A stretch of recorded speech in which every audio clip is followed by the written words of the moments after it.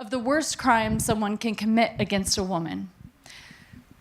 I've watched her conceal her raw and undeserved. I think that they know you. I think because of how intrusive media is these days. Life is, and I'm very present and I'm very grateful.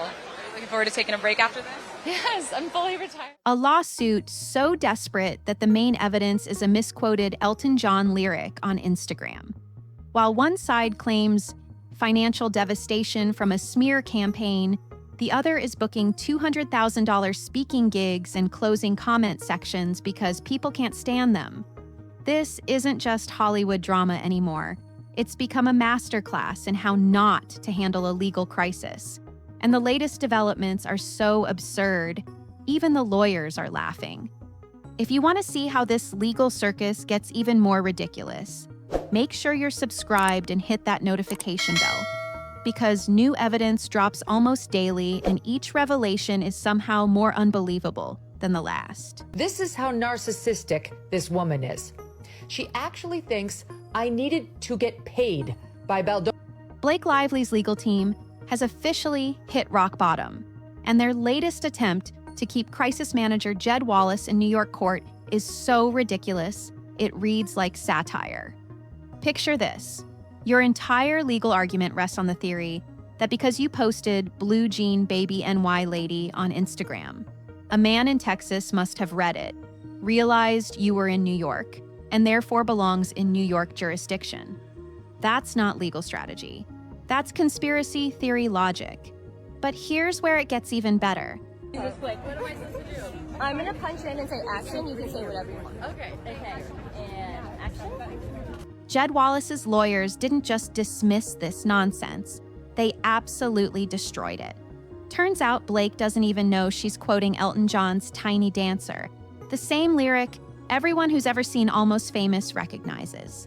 She butchered the quote, changing LA lady to NY lady, then built her entire jurisdictional argument around this Instagram caption that proves she doesn't know basic pop culture references.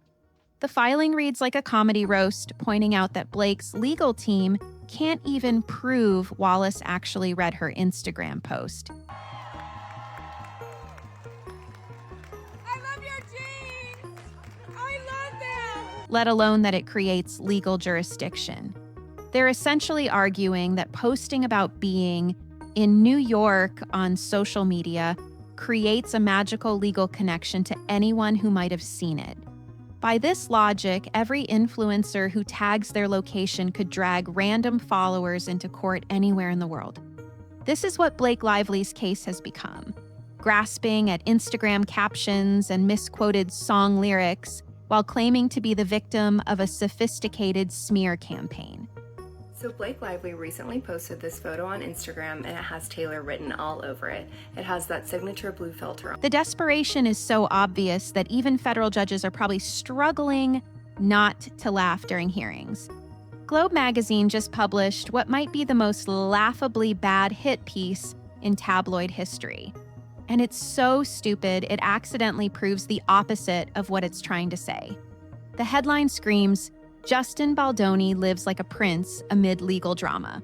Except every single piece of evidence they provide shows a guy hiding out in Hawaii wearing flip-flops and tank tops. The anonymous source claims Baldoni Blake Lively and Tiffany Blue at the Pharrell Williams Tiffany Titan collection launch. Blake has long been promoting hasn't been keeping a low profile, but can't provide a single example of him being seen anywhere. Meanwhile, the same article includes a glamorous photo of Blake and Ryan all dressed up, clearly calling paparazzi, smiling and posing in New York. The irony is so thick, you could cut it with a knife. Then it gets worse. They're claiming he lives like a prince because he allegedly gets $1,000 haircuts and never misses spa treatments. First off, show us the receipts on these $1,000 haircuts.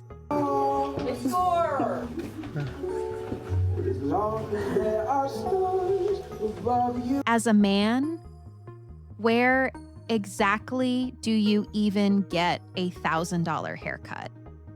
Second, how would this anonymous source know he never misses spa treatments unless they're literally stalking him?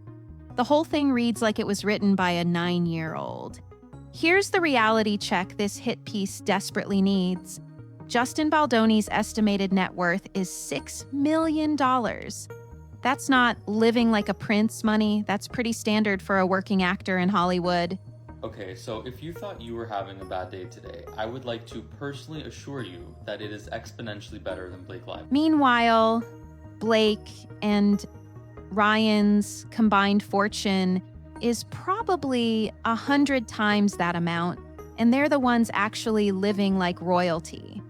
The article hilariously tries to shame him for having beloved sports cars and custom-tuned Lexuses, because apparently successful people aren't allowed to own nice cars when they're being sued. The same logic would mean Blake can't claim to be a victim while booking $200,000 speaking engagements and promoting her hair care line on every red carpet. Okay, welcome to part 2 of going through Justin Baldoni's lawsuit to Blake Lively. This is not my job. I don't get paid for this. But here's the real purpose of this planted story. Blake's team is trying to undermine Baldoni's claims of financial devastation.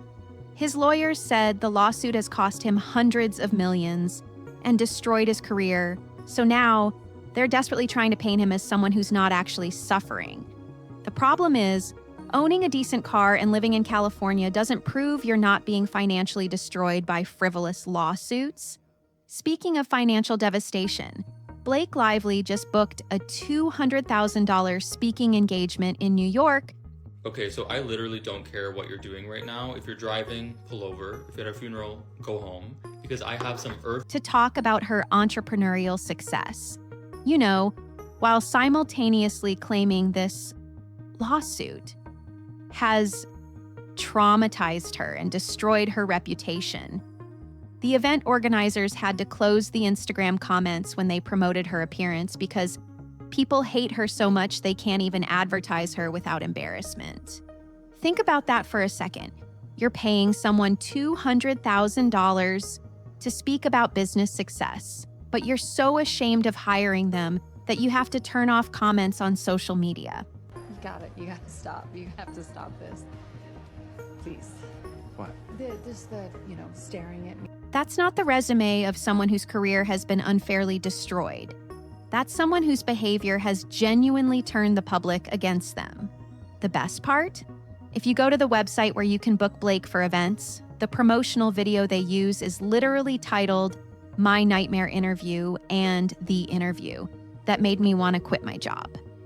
They're essentially advertising her as a bully you can hire for $200,000. The lack of self-awareness is absolutely stunning. Justin Baldoni and the 9 other plaintiffs provided a timeline for everything that happened from start to finish. I will be going over it, which will be long and... Reynolds recently admitted he's trying to teach his kids not to be people pleasers, saying they shouldn't put everyone else's happiness first because it's a trap. Then someone sent in this perfect analysis of why people pleasers can actually be terrible listeners and partners. The expert explains how people pleasers become martyrs who don't leave room for other perspectives. When someone brings up a complaint against them, they think, after everything I do for them, they're really going to complain. They expect gratitude for all their supposed sacrifices. I know. And my nose is so big. And use it as armor against any criticism. This perfectly describes Blake and Ryan's approach to this entire scandal. They seem genuinely shocked that people are criticizing them despite their public personas as the perfect Hollywood couple.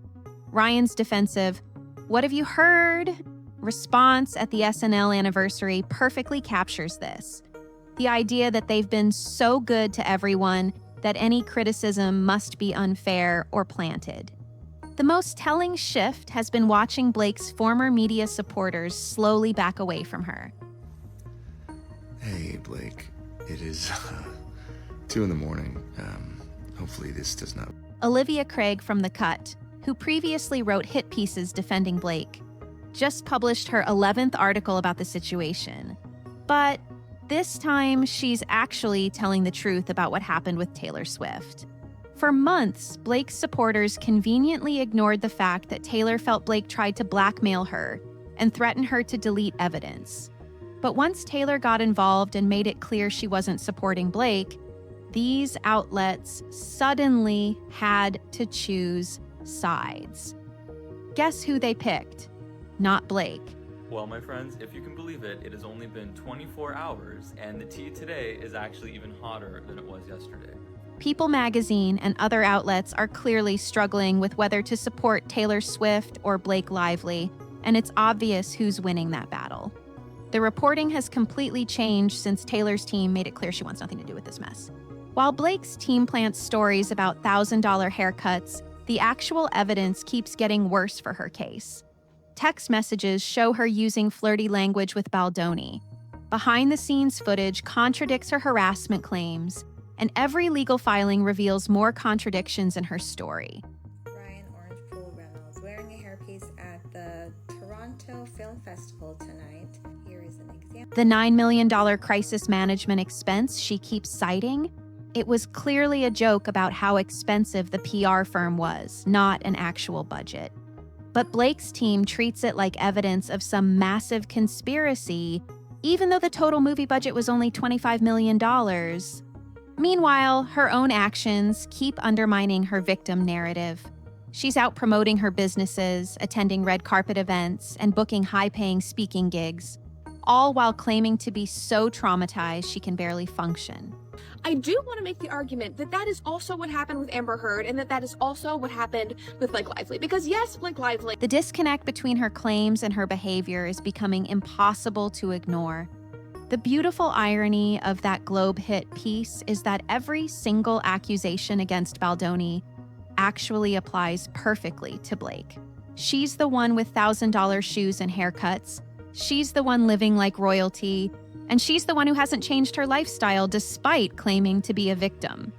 This entire legal strategy seems designed to gaslight the public into believing that Blake's obvious privilege and Justin Baldoni's $400 million defamation lawsuit against Blake Lively has been dismissed by a judge in New York. The continued success somehow prove she's been wronged.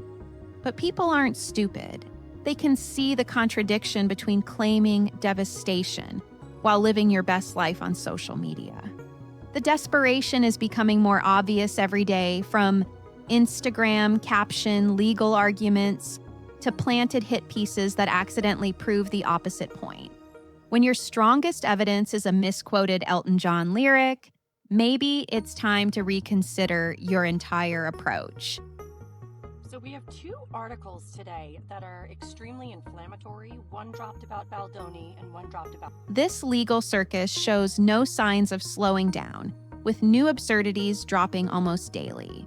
The trial isn't until 2026, which means we've got plenty more desperate legal tactics and contradictory evidence to look forward to. If you want to stay updated on this Hollywood train wreck as it continues to derail, hit that subscribe button and turn on notifications. Because honestly, you can't make this stuff up.